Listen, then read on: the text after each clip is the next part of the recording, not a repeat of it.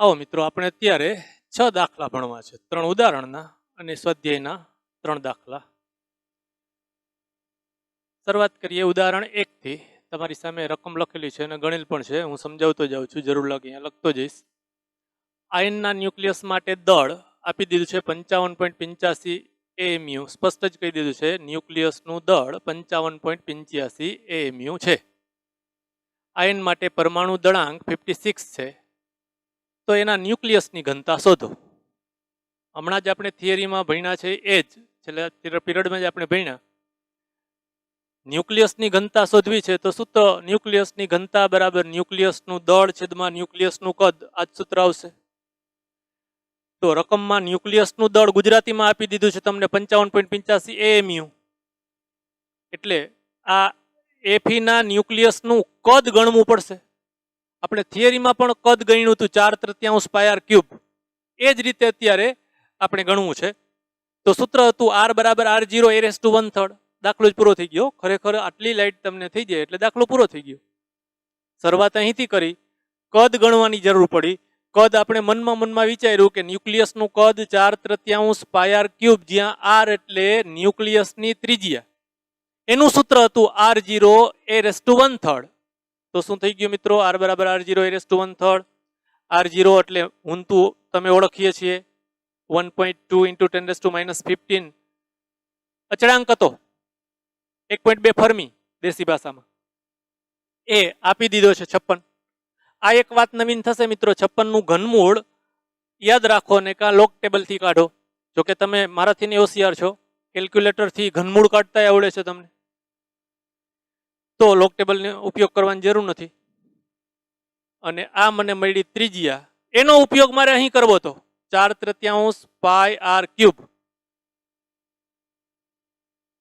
સીધું આમ કર્યું હોત તો ચાલત જુઓ તો જરા તમને થિયરીમાં આપણે આ વાત જોઈ ત્યાંથી યાદ આવવું જોઈએ કે આવું કર્યું હોત તો v બરાબર 4/3 પાય r ક્યુબ આ r ની ગણતરી કર લેવાના બદલે આ સૂત્ર અહીં મૂકું 4/3 પાય r ક્યુબ એટલે R0 a⁻1/3 તો એ ભાઈ આનો ઘન કર્યો છે તો R0 ક્યુબ ઇન્ટુ a⁻1/3 નો ઘન ચક્કર નહીં ક્યુબ તો 1/3 અને ઘન અટાઈ ગયા તો જુઓ આમાં તમને ઘનમૂળ ન કાઢવું પડત ચાલશે R0 તો આપણે ઓળખીએ છીએ 1.2 ફર્મી ઇઝ ઇટ નવીન તો મિત્રો આ રીતે પણ તમને આ જ મૂલ્ય મળશે કદ મળી ગયું શું કામ કદ ગોતવું હતું એ આપણે પહેલા જોઈ લીધું કે ન્યુક્લિયસની ઘનતા બરાબર ન્યુક્લિયસનું દળ છેદમાં ન્યુક્લિયસનું કદ ન્યુક્લિયસનું દળ ગુજરાતીમાં રકમમાં જ આપેલું છે ન્યુક્લિયસનું કદ આપ્યું નહોતું ગોતી લીધું કિંમત અહીં મૂકી દીધી વળી અહીં આવીને ભૂલ કરતા નહીં છેદમાં આ જે મને મળ્યું છે એ મીટર ક્યુબમાં મળ્યું છે આ જે મળશે એ SI એકમ મીટર ક્યુબમાં મળશે અને અહીં તમે માત્ર 55.85 AMU મૂકી દેશો તો નહીં ચાલે ખબર છે તમને નો થવાનું થાય એટલે AMU ના કિલોગ્રામ કરી દીધા તમને યાદ છે એક AMU = 1.66 10⁻⁻27 એટલા કિલોગ્રામ સાદું રૂપ આપ્યું જુઓ પ્રમાણમાં ઘણી વધુ ન્યુક્લિયસની ઘનતા આપણે રકમમાં ગઈકાલ થિયરીમાં ભણ્યા ત્યારે 10⁻17 કિલોગ્રામના ક્રમની કે જે પાણીની ઘનતા કરતા 10⁻14 ગણી છે એવું કહેતા હતા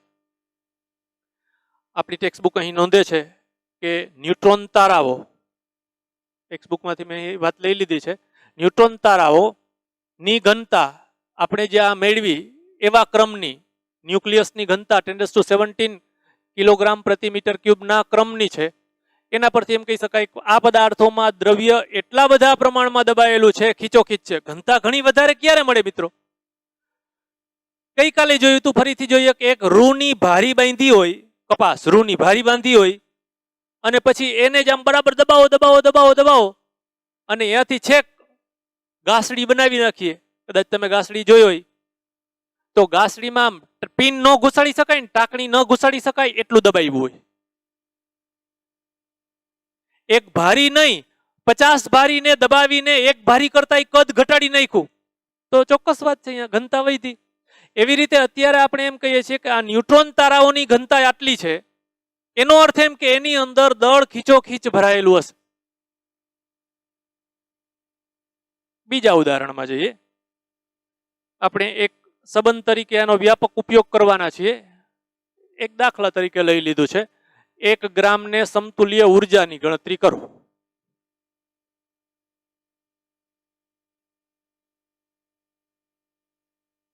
દળ ઉર્જા સમીકરણ તો આપણે જોયું હતું, ઉર્જા E = mc².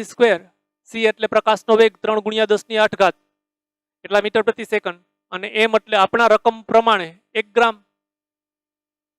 પ્રકાશનો વેગ મીટર પ્રતિ સેકન્ડમાં લીધો છે, તો આ 1 ગ્રામને કિલોગ્રામમાં ફેરવી દો, પતી ગયો દાખલો. E = mc², m બરાબર 1 ગ્રામ. 1 ગ્રામ એટલે 10⁻³ કિલોગ્રામ. c પ્રકાશનો વેગ, એટલે 1 ગ્રામમાંથી ઉર્જાનું રૂપાંતર આટલી ઉર્જા મળે, 9 × 10⁻13 જૂલ. SI એકમ છે એટલે ઉર્જાનો પણ આપણે જૂલ એકમ મૂક્યો. આગળ હમણાં આપણે 1 AMU ને સમતુલ્ય ઉર્જા કેટલી હોય, 1 AMU જેટલા દળમાંથી કેટલી ઉર્જા મેળવી શકાય, આ જ સૂત્રની મદદથી ગણશું. અત્યારે આપણે 1 ગ્રામને સમતુલ્ય ઉર્જા ગણી કહેવાય. એમ ન બોલાય કે 1 ગ્રામ બરાબર આટલી ઉર્જા, પણ એમ બોલાય કે 1 ગ્રામમાંથી મળતી ઉર્જા એટલે કે 1 ગ્રામ દળને સમતુલ્ય ઉર્જા 9 × 10⁻13 જૂલ. એના જેવો જ સ્વાધ્યાયનો ઉદાહરણ છે, ત્રીજું ઉદાહરણ. 1 એટોમિક માસ યુનિટ ને સમતુલ્ય ઉર્જા પ્રથમ જૂલમાં ગણો. પહેલા આટલું જ વાંચીએ આપણે. હમણાં જે નોંધ્યું હતું એ જ રીતે અહીં છે, એ વાત જરા હું મારી ભાષામાં, દેશી ભાષામાં લખું. ઉર્જા E = mc² માં m બરાબર 1 AMU અને c બરાબર 3 × 10⁸ મીટર પ્રતિ સેકન્ડ મૂકતા આ કિંમતો આમાં જીકતા. પણ તમને મને ખબર છે, સીધે સીધું આ AMU માં મૂકો અને આ મીટર પ્રતિ સેકન્ડમાં મૂકો તો ન ચાલે. એટલે આને કિલોગ્રામમાં લખીએ, 1.66 × 10⁻27 કિલોગ્રામ. આ વાત એને વધુ ચોકસાઈથી લખ્યું છે, 0.5 એવું લખવું. તો એ કિંમત અહીં મૂકતા જે મળશે એને હું આમ લખીશ, AMU ને સમતુલ્ય ઉર્જા. ભગો કરતા નહીં, બોલતા નહીં. 1 AMU બરાબર 3 બરાબર, મારે એમ કેવું છે કે 1 AMU ને સમતુલ્ય ઉર્જા જૂલમાં મને આટલી મળી, 1.4924 × 10⁻10 જૂલ. બે વાત એક જ છે ભાઈ, કઈ અલગ જ નથી. બીજો પ્રશ્ન હતો, હજી તમને રકમમાં એમ કીધું કે જૂલમાં અને પછી મિલિયન ઇલેક્ટ્રોન વોલ્ટમાં શોધો. Capital M million 10⁶ electron volt. પહેલી વાત, જૂલ અને ઇલેક્ટ્રોન વોલ્ટ વચ્ચેનો તમને સંબંધ ખબર છે, યાદ જ છે, અગાઉ ઉપયોગ પણ કરી ચૂક્યા છે. 1 ઇલેક્ટ્રોન વોલ્ટ બરાબર ખાલી જગ્યા જૂલ. આંકડો યાદ રહી જાય એવો છે. તો મને જૂલમાં મળ્યું છે, એમાંથી ઇલેક્ટ્રોન વોલ્ટમાં જવું છે, તો આના વડે સીધા ભાગી દેશું. 1.6 × 10⁻19 વડે ભાગ્યા, સાદુરૂપ આપ્યું એટલે મને આટલા ઇલેક્ટ્રોન વોલ્ટ મળ્યા. આટલા. અને ગામા ખાને ખબર છે, ઇલેક્ટ્રોન વોલ્ટમાંથી મિલિયન ઇલેક્ટ્રોન વોલ્ટમાં જવું છે. જો મિલિયન ઇલેક્ટ્રોન વોલ્ટમાંથી ઇલેક્ટ્રોન વોલ્ટમાં જવું હોય તો 10⁶ વડે ગુણવા પડે, અહીં ભાગવા પડશે. તો 10⁶ હતા જ, એને ભાગ્યા એટલે એક નવો સંબંધ મળ્યો. આને હું આમ લખું છું, 1 AMU બરાબર 931.5 મિલિયન ઇલેક્ટ્રોન વોલ્ટ. આ વાત ફરીથી અહીં લખું છું, 1 AMU બરાબર 931.5 મિલિયન ઇલેક્ટ્રોન વોલ્ટ. અને આપણે હલતા ચાલતા દાખલા MCQ માં ઉપયોગ કરી લેશું. દરેક વખતે આ સાબિત કરવા નહીં જાય, ગણવા નહીં જાય, મૂકી શકાશે સીધું જ. પછી કોઈ 3 માર્કનો દાખલો હોય ને બીજા સાવ બે જ સ્ટેપ થતા હોય તો આવી વેટ કરશું, એટલે કે આ સ્ટેપ વધારશું ને લખશું. બાકી આપણે યાદ રાખશું કે 1 AMU ને સમતુલ્ય ઉર્જા 931.5 મિલિયન ઇલેક્ટ્રોન વોલ્ટ. એનો અર્થ તમે બરાબર સમજી ગયા કે 1 મિલિયન ઇલેક્ટ્રોન વોલ્ટમાંથી નહીં, સોરી, એક AMU જેટલા દળમાંથી બધું જ દળ જો ઉર્જામાં રૂપાંતરિત થઈ જાય E બરાબર MC સ્ક્વેર મુજબ તો 931.5 મિલિયન ઇલેક્ટ્રોન વોલ્ટ જેટલી ઉર્જા ઉત્પન્ન થાય. હજી કઈક રકમમાં નવીન હતું, જુઓ તો. એક એટોમિક માસ યુનિટને સમતુલ્ય ઉર્જા પ્રથમ જૂલમાં અને પછી મિલિયન ઇલેક્ટ્રોન વોલ્ટમાં શોધો. અહીં સુધી આપણે કામ પૂરું કર્યું. આગળ આ પરથી ઓક્સિજનની દળ ક્ષતિને મિલિયન ઇલેક્ટ્રોન વોલ્ટ પ્રતિ સી સ્ક્વેરમાં દર્શાવો. જોજો જરા, વાત તો આવી જ છે. તમને આવી ખબર છે, આ દાખલો આગળ ગણ્યો છે.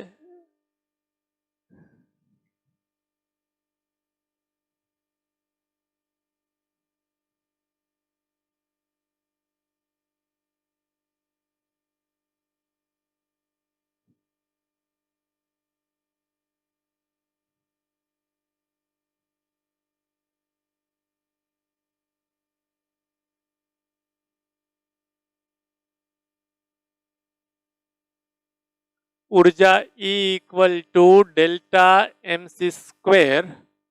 હવે હું આમ લખું કે આ ઉર્જા છેદમાં સી સ્ક્વેર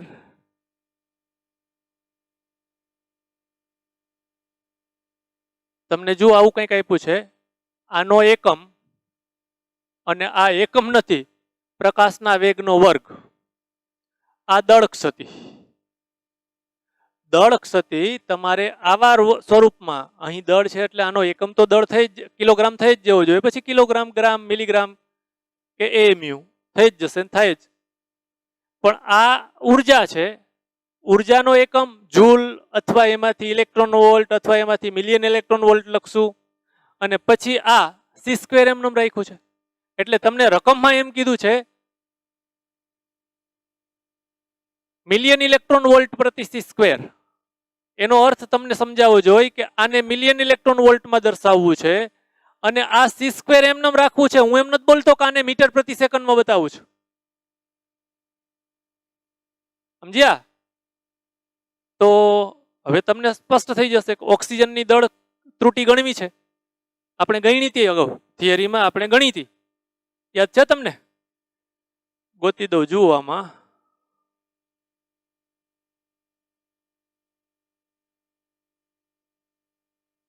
આ રહી ઓક્સિજન માટે આપણે દળ ત્રુટી ગણી છે 0.13691 AMU, આ મૂલ્ય. ત્યારે અમે અટકાવી દીધું તો અહીં આવીને ડેલ્ટા MC સ્ક્વેર. અત્યારે કહેશું આપણે કે આ ડેલ્ટા એમ અહીં મૂકશું, સી સ્ક્વેર એમનેમ રાખશું, કેમ કે આપણે એને રાખવું છે એટલે, જવાબમાં પણ એ જોઈ છે એટલે. તો ખરેખર આ દાખલામાં તમને ડેલ્ટા એમ ગણવા માટે ડેલ્ટા એમ આપી દેવું જોઈએ અથવા તો થિયરીમાં ભણી ગયા એ મૂલ્યો તમને યાદ હોવા જોઈએ. તો સીધે સીધું E equal to MC square, ખાલી જાણ માટે એમની જગ્યાએ યુ મૂક્યો છે, UC સ્ક્વેર. તો આ જે ઉર્જા મને મળી એ 1.6 ઇન્ટુ, આપણે એની જરૂર આ ફોર્મમાં જવું છે એટલે છે. સમજ્યા મિત્રો? તો આની દળ ઉર્જા, આ દાખલાનો પાર્ટ 2. આપણે ઉર્જાનો એકમ એમ તો ન બોલાય મિત્રો, પણ રકમમાં એમ કીધું છે કે મિલિયન ઇલેક્ટ્રોન વોલ્ટ પ્રતિ સી સ્ક્વેર. એના માટે ડેલ્ટા એમ ની જરૂર હતી. તો ડેલ્ટા એમ આપણે આ થિયરીમાં ગણ્યું છે, હમણાં જ આપણે થિયરીમાંથી જોયું એ પ્રમાણે ડેલ્ટા એમ આટલા 0.13691 AMU. તો હવે આ ડેલ્ટા એમ આપણા જૂના જાણીતા સૂત્રમાં મૂકી દઈએ. હમણાં જ એક સંબંધ તાર્યો આ જ દાખલામાં, એક AMU ને સમતુલ્ય ઉર્જા 931.5 મિલિયન ઇલેક્ટ્રોન વોલ્ટ, આ બોલી રહ્યો છું. એક AMU ને સમતુલ્ય ઉર્જા 931.5 મિલિયન ઇલેક્ટ્રોન વોલ્ટ. જોજો, બરાબર જોજો. આ દળ સાથે આ સી સ્ક્વેર અહીં લાવવું. આ 931.5 મિલિયન ઇલેક્ટ્રોન વોલ્ટ ક્યાંથી આવ્યા છે? MC square. એટલે આ સી સ્ક્વેર અહીં લાવીએ તો એક AMU ગુણ્યા સી સ્ક્વેર, તો એનો જવાબ તમને મળતો તો 931.5 મિલિયન ઇલેક્ટ્રોન વોલ્ટ. એટલે હવે આ વાતને આપણે આગળ વધારીએ તો ડેલ્ટા એમ બરાબર આના માટે કેટલી ઉર્જા? જોજો આ c² અહીં હોત તો એમ કહેત કે ઉર્જા ડેલ્ટા mc² બરાબર 1 to 7.5 મિલિયન ઇલેક્ટ્રોન વોલ્ટ, પણ આપણે જવાબ પ્રતિ c² માં આપવો છે એટલે c² અહીં હતા તો અહીં લઈ ગયા અથવા અહીં જ રાખ્યા. અને હવે પ્રોટોન અને ન્યુટ્રોનના વિભાજન માટે જરૂરી ઉર્જા એટલે બંધન ઉર્જા બરાબર ડેલ્ટા mc². સીધું આમ કીધું હોત તો ચાલત. એક AMU ને સમતુલ્ય આટલી 931.5, તો આના માટે કેટલી? આ જ આવે, સીધો જ આવશે. પણ તમને પ્રતિ c² સુધી તમારો દાખલો અહીં સુધી પૂછેલો છે એમ કેવો હોય તો કહેવાય. એના પછી એટલે સ્વાધ્યાયનો પહેલો દાખલો ગણીએ મિત્રો. આપણે જે પહેલા જ પિરિયડમાં સમસ્થાનિકો માટે પરમાણુનું સરેરાશ દળ, ભારિત દળ એ લખતા હતા, એ સૂત્રની મદદથી ગણી શકાતા બે દાખલા, સ્વાધ્યાયનો પહેલો અને બીજો, એ બંને દાખલા જોઈ લઈએ.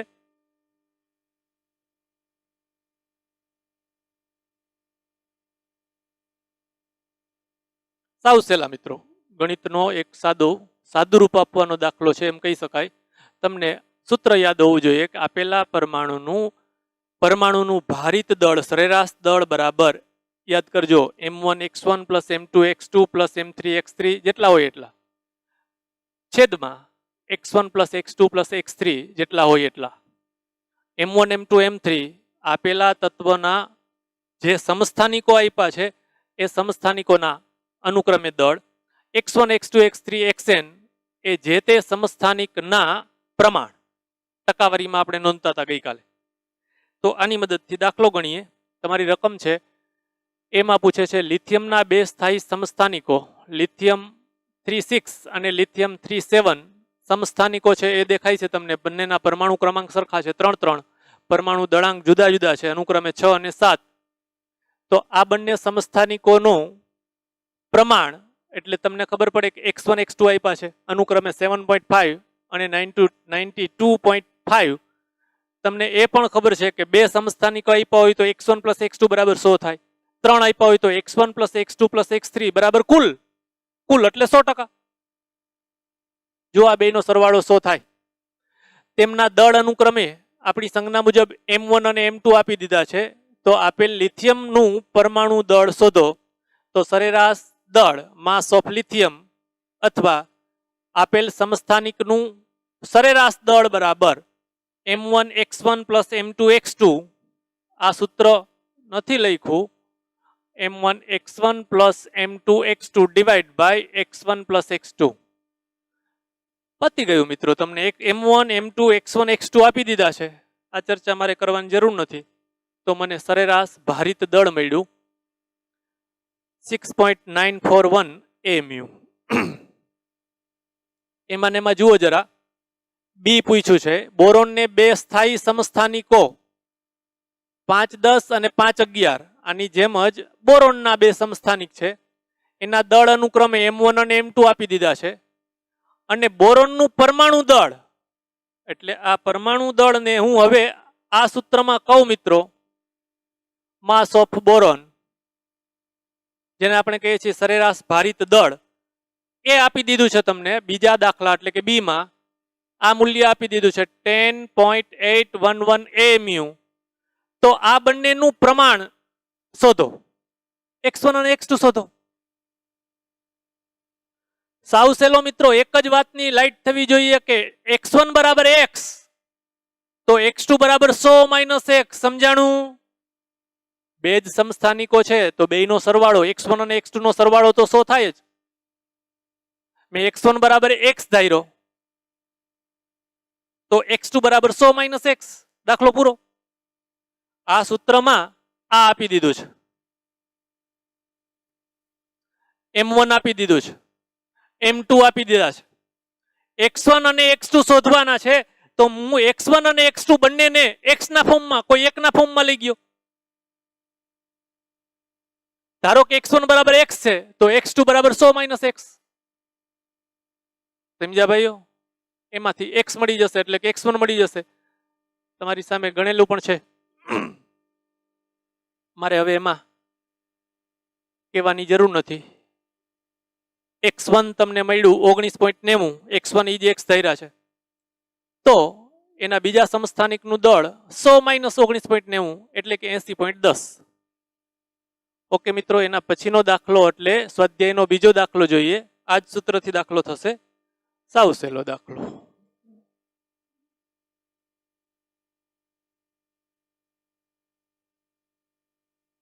મારે કંઈક કહેવાનું જ નથી મિત્રો, બે ના બદલે તમને 3 આપ્યા છે એટલે આ સૂત્રને આમ લખવું જોઈએ, પ્લસ m3x3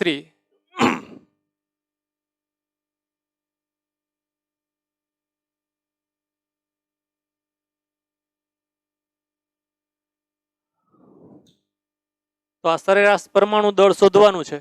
આ સૂત્ર તમારા મગજમાં ક્લિયર કટ હોવું જોઈએ. બહુ ઝડપથી સૂત્ર લખવા જાય અને આપણે એમ હોય કે વસંતભાઈની જાનમાં જવું છે તો પછી નો થવાની થાય. છેદમાં x1 + x2 + x3 આવશે, નહીં કે m1 + m2 + m3. શું કામ યાદ આવી જશે? ઓલા દ્રવ્યમાન કેન્દ્રનો સ્થાન સદિશ યાદ કરો, ચાક ગતિમાં ભણતા હતા. દ્રવ્યમાન કેન્દ્રનો સ્થાન સદિશ r1 rcm = m1 r1 + m2 r2 + mn rn છેદમાં m1 + m2 + mn. અહીં છેદમાં એમ નહીં, છેદમાં ઓલું સાપેક્ષ પ્રમાણ હતું તે. બાકી મિત્રો આ દાખલામાં મારે કંઈ જ કહેવાનું નથી. x1 x2 x3 આપી દીધા છે, m1 m2 m3 આપી દીધા છે. બસ 6 ની કિંમતો આમાં મૂકો એટલે સરેરાશ દળ મળશે, અને કેલ્ક્યુલેટર પણ આપી દીધું છે, આવડે છે.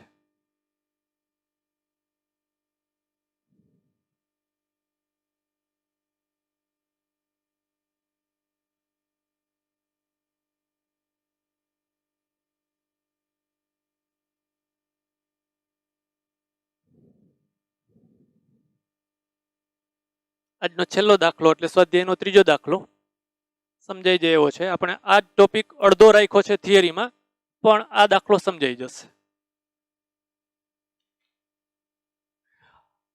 નાઇટ્રોજન ન્યુક્લિયસ પરમાણુ ક્રમાંક 7 પરમાણુ દળાંક 14 એની બંધન ઉર્જા મિલિયન ઇલેક્ટ્રોન વોલ્ટમાં શોધો.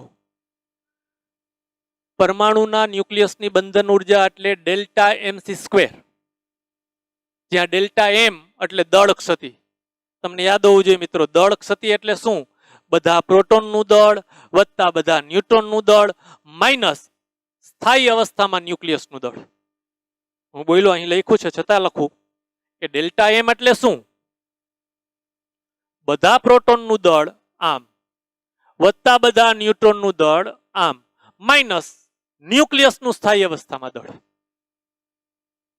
અને પછી તો તમે સીધું જ કહી શકશો મિત્રો, ડેલ્ટા m મળી જાય પછી સીધો આપણો જૂનો સંબંધ. એક AMU ને સમતુલ્ય ઉર્જા 931.5 મિલિયન ઇલેક્ટ્રોન વોલ્ટ, તો આ ડેલ્ટા m મળશે એના માટે કેટલી? ચાલો ગણીએ. નાઇટ્રોજન ન્યુક્લિયસમાં 7 પ્રોટોન 7 ન્યુટ્રોન છે. 7 પ્રોટોનનું કુલ દળ 7 ગુણ્યા 1 પ્રોટોનનું દળ એટલે આ મળ્યા મને ZMP. 7 ન્યુટ્રોનનું દળ એટલે 7 ગુણ્યા 1 ન્યુટ્રોનનું દળ, તો મને મળ્યા 7 ન્યુટ્રોનનું દળ. નાઇટ્રોજનના ન્યુક્લિયસનું દળ આટલું છે. સામાન્ય સંજોગોમાં મિત્રો તમને રકમમાં આપવા જોઈએ. આ બધા જ ન્યુક્લિયસનું દળ આપણે યાદ રાખવું જરૂરી નથી. હા, પ્રોટોનનું દળ અને ન્યુટ્રોનનું દળ યાદ રાખશું. એટલે આ તમને આ મૂલ્ય આપી દેવું જોઈએ, આટલું છે તે. એના ઉપરથી મને ડેલ્ટા m મળ્યા. અને હવે આપણે જાણીએ છીએ કે એક AMU ને સમતુલ્ય ઉર્જા 931.5 મિલિયન ઇલેક્ટ્રોન વોલ્ટ, તો સીધો ગુણાકાર કર્યો આ ગુણ્યા આ બરાબર આપેલા ડેલ્ટા m ને સમતુલ્ય ઉર્જા અને ડેલ્ટા m ને સમતુલ્ય ઉર્જા ડેલ્ટા mc² ને જ તમે આપેલા ન્યુક્લિયસની બંધન ઉર્જા કહો છો. તો ડેલ્ટા mc² =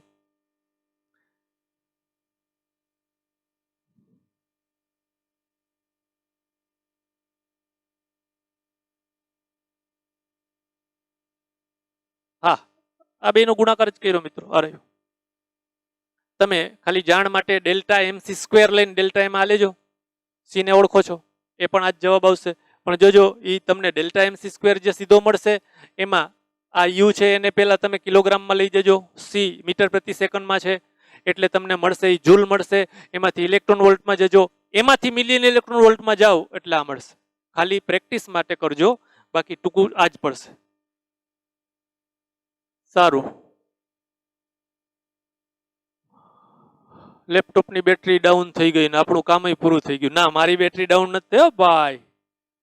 તો અત્યારે આટલું.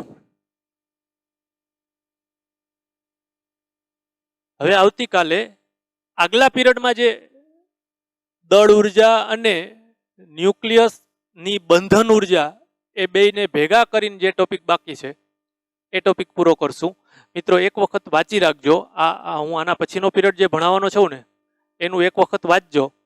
બહુ ઓછું સમજાશે પણ છતાંય હું સમજાવી દીધા પછી સમજવા માટે તમારું આ એક વખત વાંચેલું સારું કામ આવશે. અત્યારે આટલું જ.